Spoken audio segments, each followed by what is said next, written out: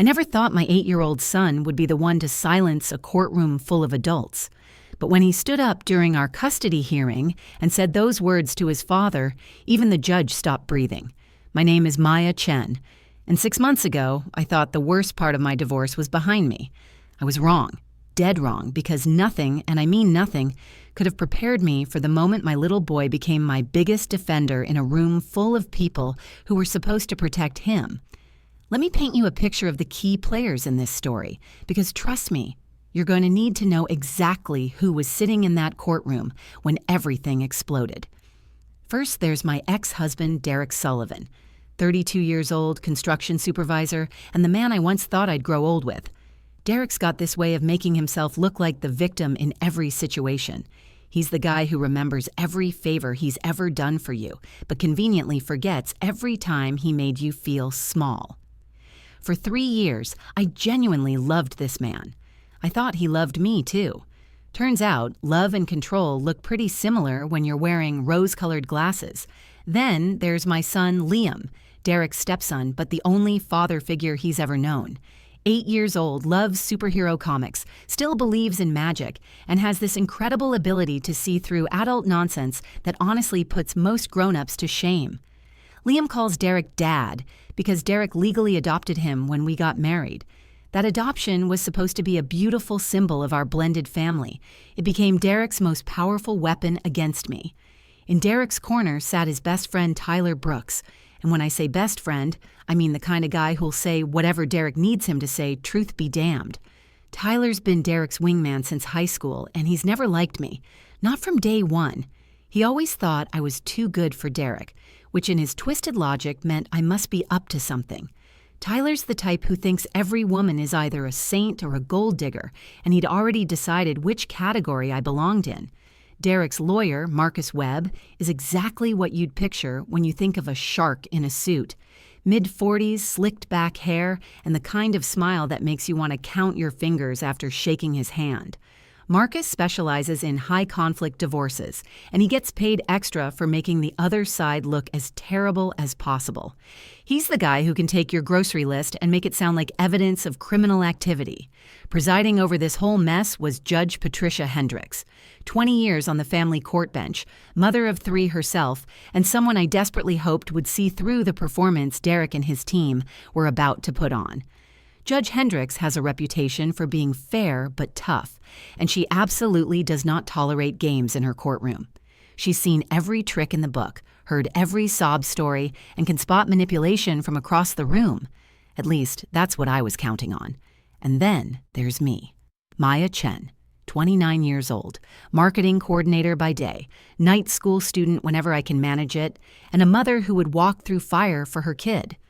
I'm the woman who worked 2 jobs while taking care of my dying mother, who fell in love with a man who showed me kindness during the darkest time of my life, and who apparently made the mistake of trusting that love was enough to build a life on.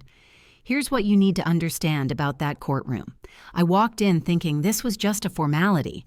Our divorce had been finalized 6 months earlier. We had a custody agreement. Shared custody with Derek getting Liam every other weekend and Wednesday dinners. It wasn't perfect, but it was working.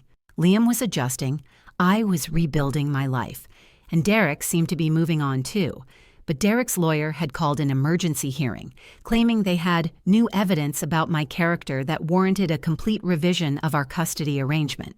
They wanted full custody, with me reduced to supervised visits every other weekend.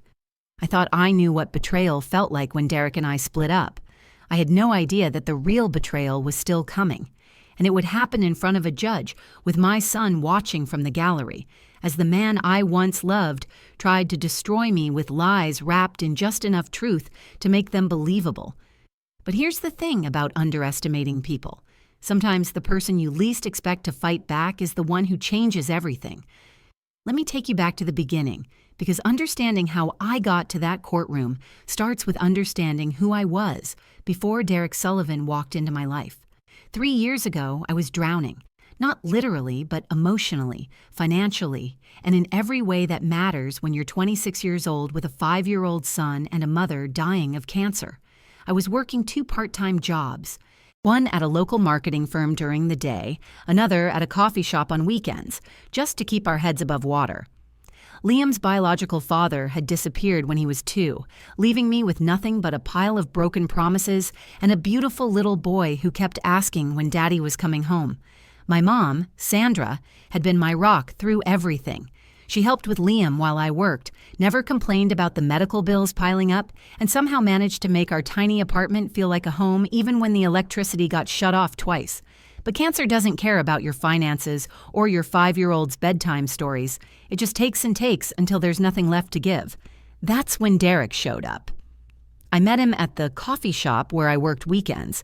He was a regular, black coffee, no sugar, always left a generous tip even though his work clothes showed he wasn't exactly rolling in money either.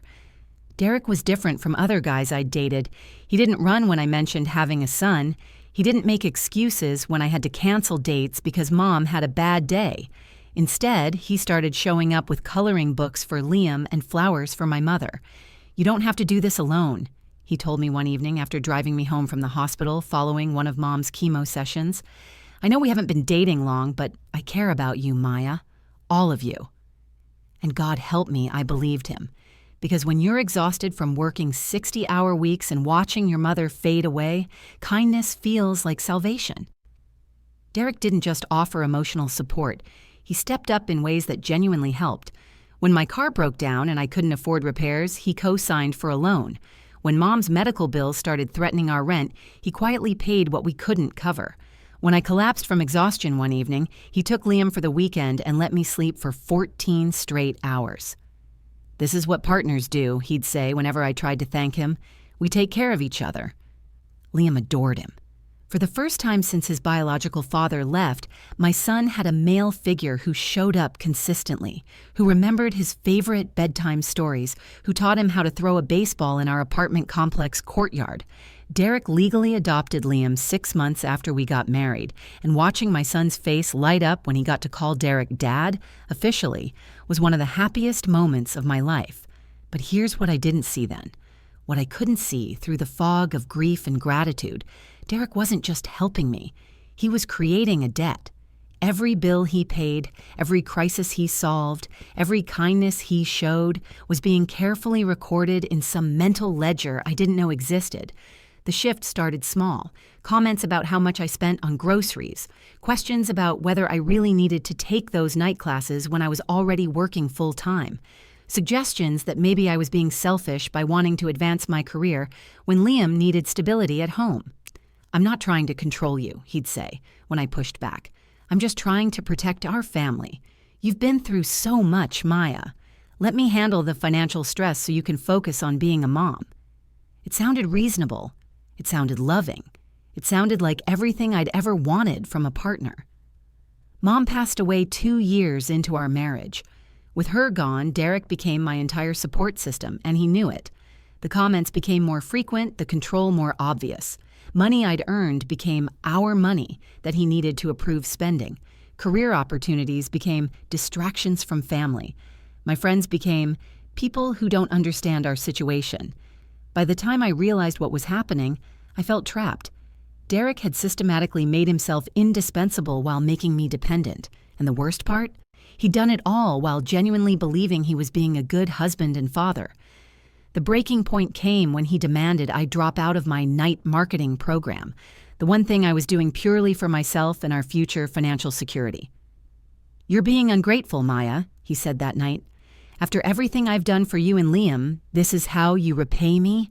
By prioritizing some pointless degree over our family?" That's when I realized Derek hadn't fallen in love with me. He'd fallen in love with the idea of being my savior, and saviors don't want the people they rescue to become independent. The emergency custody hearing was scheduled for a Tuesday morning in November. I remember because Liam had colored a turkey the night before for his school's Thanksgiving display, and I kept thinking how ironic it was that we were supposed to be celebrating gratitude while Derek was trying to rip apart everything I was grateful for. Derek's lawyer, Marcus Webb, came out swinging from the opening statements. "Your Honor, we're here today because new evidence has come to light regarding Maya Chen's character and her motivations throughout this marriage. evidence that shows a pattern of manipulation, financial exploitation, and emotional deception that directly impacts her fitness as a parent. I felt my stomach drop. New evidence? What could they possibly have found? Derek took the stand first, and I barely recognized the man I'd once loved. Gone was any trace of the gentle guy who used to read bedtime stories to Liam. In his place sat someone who spoke about our relationship like he was describing a business transaction gone wrong. "Your Honor, I met Maya when she was in a desperate financial situation," Derek began, his voice steady and rehearsed. Her mother was dying. She was working multiple jobs, and she had a young son to support. I genuinely wanted to help her. I thought I was in love with her. The way he said "thought" made my blood run cold. I paid for her mother's medical bills, co-signed for her car, helped with rent when she couldn't make ends meet. I adopted her son, legally, gave him my name, treated him like my own flesh and blood. For 3 years, I supported Maya while she pursued her education and career goals. Derek's voice cracked slightly. A perfectly timed emotional moment. But I started noticing things. How she'd become distant after I'd help with a major expense. How she'd push for more independence right after I'd bail her out of another financial crisis. How she'd talk about our relationship differently when she thought I wasn't listening. Then came the moment that knocked the wind out of me. Your Honor, I have a witness who heard Maya explicitly state her intentions regarding our marriage. My friend Tyler Brooks will testify that Maya told him she married me for stability, not love, and that she was just waiting for the right time to leave once she didn't need me anymore. I watched Tyler Brooks walk to the stand like he was walking to my execution. This man had been in our wedding photos. He'd been at Liam's birthday parties. He'd eaten at our dinner table dozens of times. Maya and I were talking at Derek's birthday party last year, Tyler testified, looking directly at the judge instead of at me. She'd had a few drinks and she started talking about how grateful she was for Derek's help with her finances. But then she said something that really bothered me. Tyler paused for effect, and I could see Marcus Webb nodding encouragingly. She said, "I married Derek because he gave me stability when I needed it most, but I never loved him the way he deserved. I was just too broken to see it then." And then she laughed and said, "Good thing I'm getting stronger, right? Soon I won't need anyone to rescue me." The words hung in the air like poison. I wanted to scream that he was twisting everything, that he was taking a moment where I was being vulnerable about my own emotional growth and turning it into evidence of manipulation. But I could see the doubt creeping into Judge Hendrick's eyes. Marcus Webb wasn't finished. He presented text messages between me and my sister from 2 years ago, messages where I'd expressed anxiety about our financial situation and mentioned how Derek's support was helping us survive. Out of context, they looked calculating. In context, they were just the worried thoughts of a struggling single mother. "Your Honor," Webb continued, "Maya Chen systematically used my client's generosity and genuine affection to build her own financial stability. She accepted thousands of dollars in support, allowed him to legally adopt her son, and then abandoned the marriage once she no longer needed his assistance." Derek returned to the stand for his final emotional appeal. "I don't regret helping Maya during her difficult time. I regret that I couldn't see I was being used. But what breaks my heart is that she's now using Liam as a pawn in this whole thing. She tells him stories about how I'm the bad guy, how I'm trying to hurt our family. That little boy calls me dad and she's poisoning him against me." His voice broke completely now. "Your Honor, I just want to protect my son from being used as a weapon in Maya's games. I want full custody because I can provide him with a stable, loving home without the emotional manipulation he's experiencing now." I sat there listening to my life being rewritten as a con game, watching 3 years of genuine love and struggle being painted as a calculated scheme. The worst part wasn't the lies. It was how much truth they'd woven into those lies to make them believable. The room felt like it was closing in on me, and I realized Derek hadn't just been building a case against me.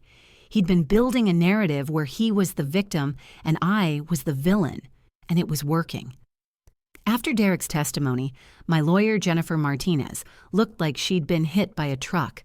During the brief recess, she pulled me aside in the hallway. Her usually confident demeanor cracked. "Maya, I'm not going to lie to you. This is bad, really bad. Derek's team has done their homework, and they've presented a narrative that's going to be hard to counter. I could hear my heart pounding in my ears. Through the courthouse window, I could see Liam sitting on a bench with my sister Rachel, still working on that damn coloring book like the world wasn't falling apart around him. But I never said those things, I whispered desperately. Tyler is lying. He's twisting what I said at that party. I was talking about my own emotional growth, about how I was finally healing from my mother's death and becoming independent. I wasn't talking about using Derek. Jennifer nodded, but I could see the doubt in her eyes too. The problem is, it doesn't matter what you meant. It matters what it sounds like to Judge Hendricks. And right now, it sounds like you had a plan all along. When we returned to the courtroom, I knew this was my last chance, my only chance. If I couldn't convince the judge that Derek's narrative was false, I would lose Liam, not just custody. I would lose the right to be his primary parent, the right to tuck him in most nights, the right to be the person he came to when he had a nightmare or needed help with homework. I took the stand with my hands shaking, but my voice was steady. I had to be steady. For Liam.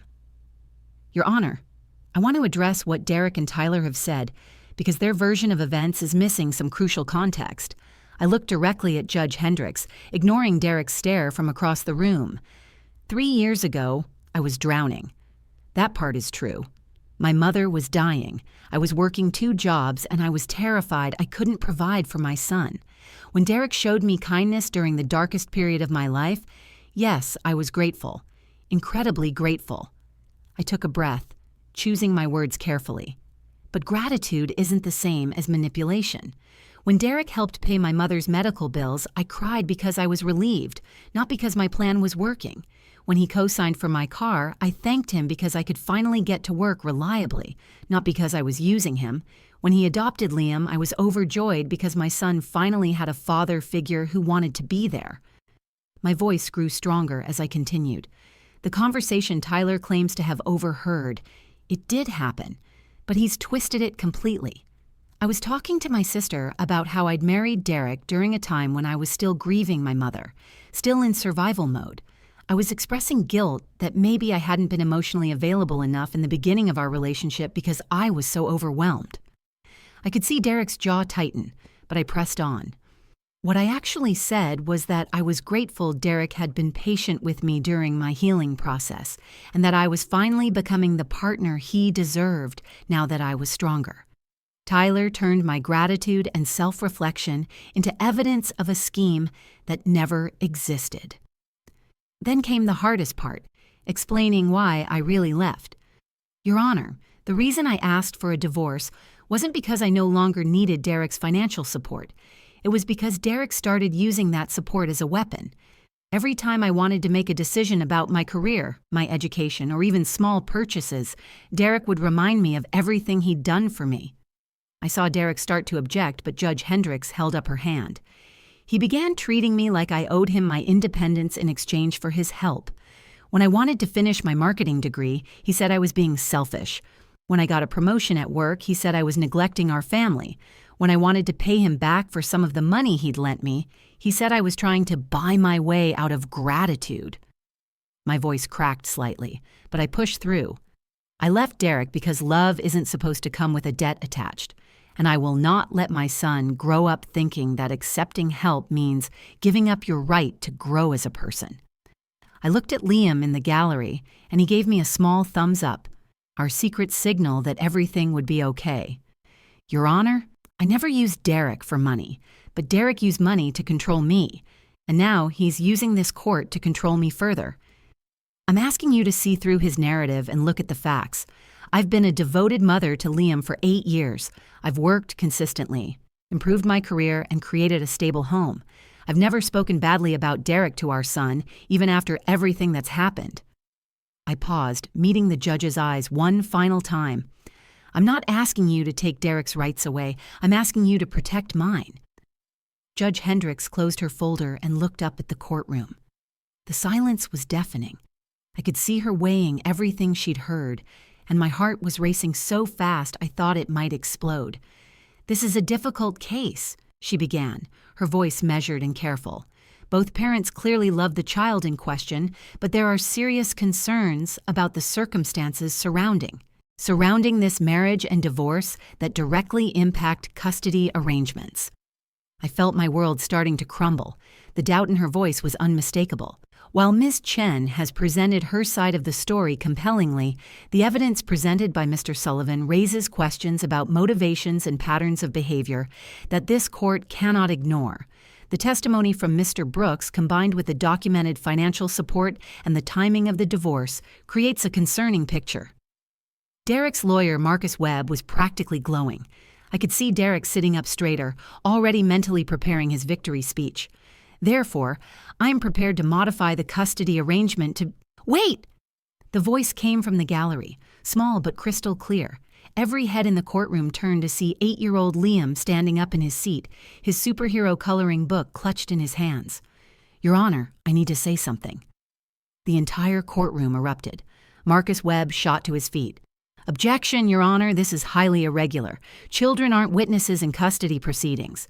My sister Rachel tried to gently pull Liam back down, but he shook his head firmly.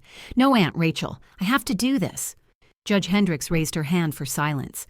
I'd never seen her look so stunned. "Young man, what's your name?" "Liam Sullivan, Your Honor, and I live in both houses, so I know things." Derek's face had gone completely white. "Liam, buddy, you don't need to—" "Yes, I do, Dad." Liam's voice was steady in a way that gave me chills. "Because you're not telling the truth, and Mom's in trouble because of lies." Judge Hendricks looked around the courtroom uncertainly. "This is highly unusual, but given that this case directly concerns the child's welfare, I'll allow him to speak, but only briefly." Liam walked to the front of the courtroom with a confidence I'd never seen in him before. When he reached the area in front of the judge's bench, he turned to face Derek directly. "Dad, I heard what you said about Mom using you for money. And I heard what Tyler said about that party, but I was there that night.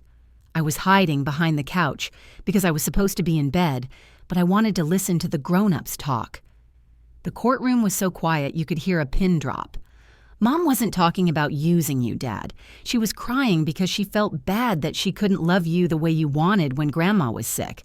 She told Aunt Rachel that she wished she could go back and be a better wife to you, but she was too sad when Grandma died." Tyler Brooks looked like he was about to be sick.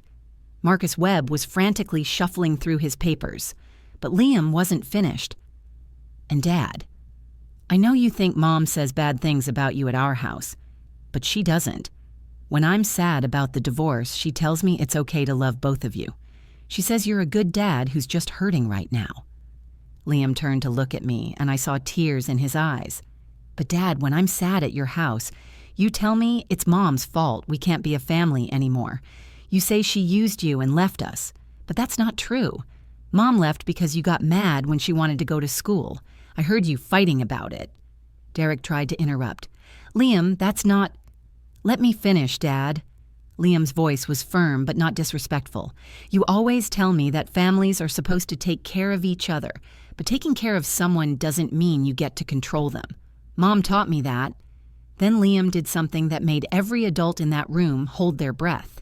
He walked over to Derek and put his small hand on his stepfather's arm. "Dad, maybe Mom needed your help with money when Grandma was sick.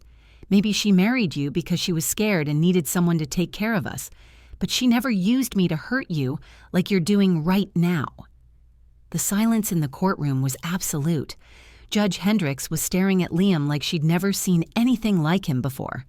"I love you, Dad, and I love Mom, but if you only want to win instead of wanting me to be happy, then I think I should stay with the parent who actually wants me to be happy." Liam turned to Judge Hendricks with the solemnity of someone 3 times his age.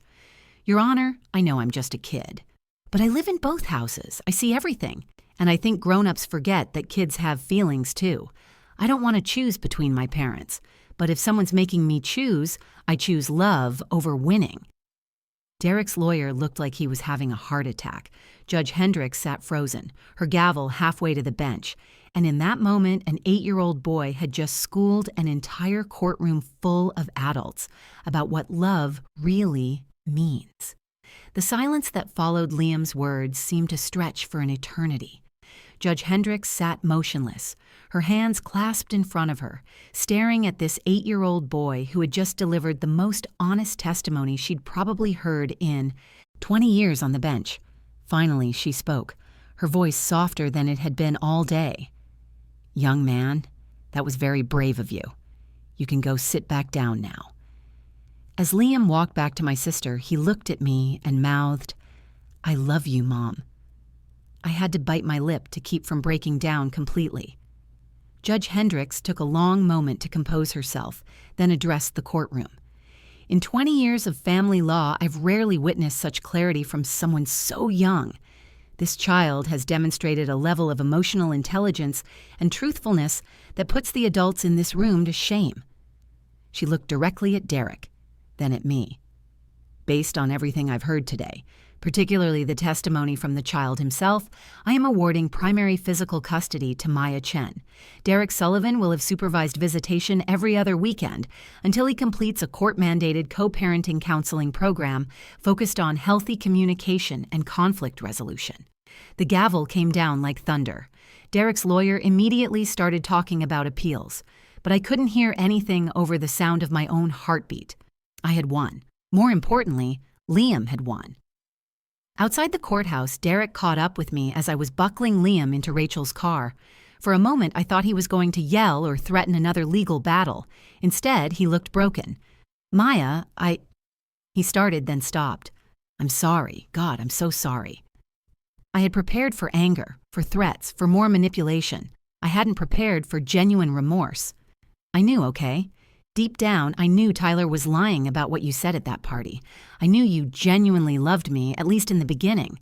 But when you asked for the divorce, I felt so rejected, so used, that I convinced myself the lie was true. Derek looked over at Liam, who was pretending to read his comic book but was obviously listening to every word. "I turned our son into a weapon because I couldn't handle being left. That's not the man I want to be. That's not the father he deserves." I could see tears in Derek's eyes, and despite everything, my heart ached for him. This was the man I had fallen in love with, vulnerable, honest, capable of growth.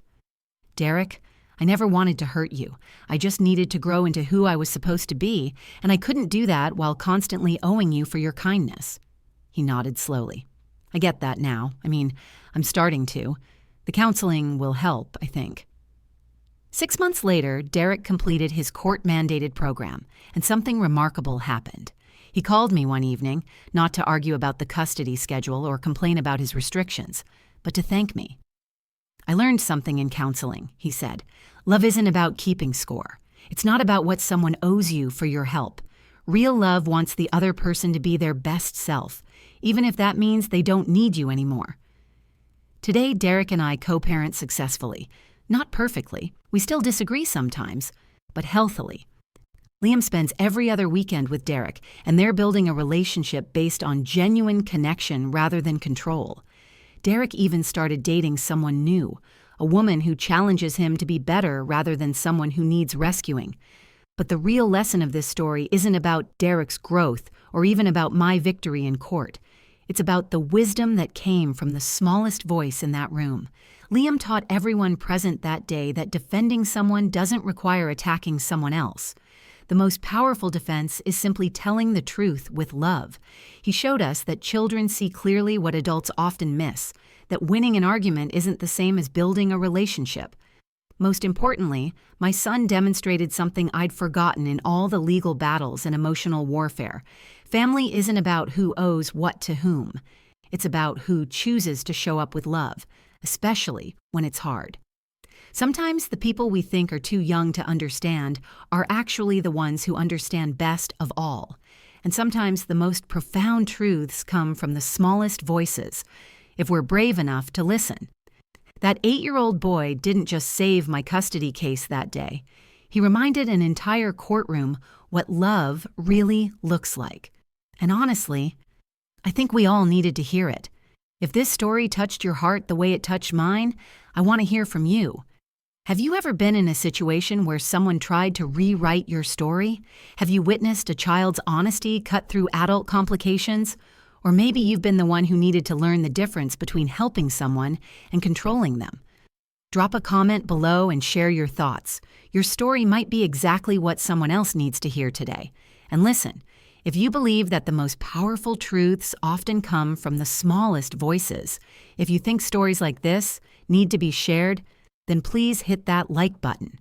It really does help more people find these stories when they need them most. Don't forget to subscribe to the channel and ring that notification bell, because every week I share real stories about real people navigating life's most challenging moments. Stories about courage, growth, and the unexpected wisdom that comes from the people we least expect. Share this video with someone who might need to remember that love isn't about keeping score, and that sometimes the bravest thing you can do is simply tell the truth with compassion. Thanks for listening to my story, and I'll see you in the next one.